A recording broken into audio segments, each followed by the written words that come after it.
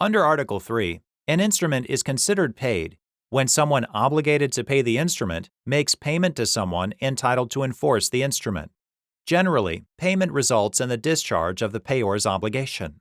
Of course, these rules have some nuances, which we'll discuss in this lesson. The general rule under Article 3 is that an instrument is paid to the extent that payment is made to a person entitled to enforce the instrument, or on behalf of someone obligated to pay the instrument. Imagine that a law student subscribing to Quimbee issued a check payable to Quimbee. Here, the law student was obligated to pay the instrument, and Quimbee was entitled to enforce the instrument. Thus, once the payor bank paid a Quimbee representative on the law student's behalf, the check would be considered properly paid, and the law student's payment obligation would be discharged accordingly. Next, let's say that the law student borrowed money from a lender to pay her tuition and executed a promissory note in favor of the lender. A few months later, the lender transferred the note to a third-party servicer but failed to notify the law student of the transfer.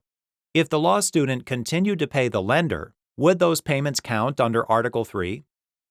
Yes. Although the lender was no longer entitled to enforce the note when the payments were made, Article 3 contains a special payment rule for transferred notes. If at the time of payment, the obligor hasn't received adequate notice of the note's transfer, then the note is considered paid if payment was made to someone who was previously but is no longer entitled to enforce the note. Notification is adequate if it reasonably identifies the transferred note, is signed by either the transferor or the transferee, and provides an address to make later payments.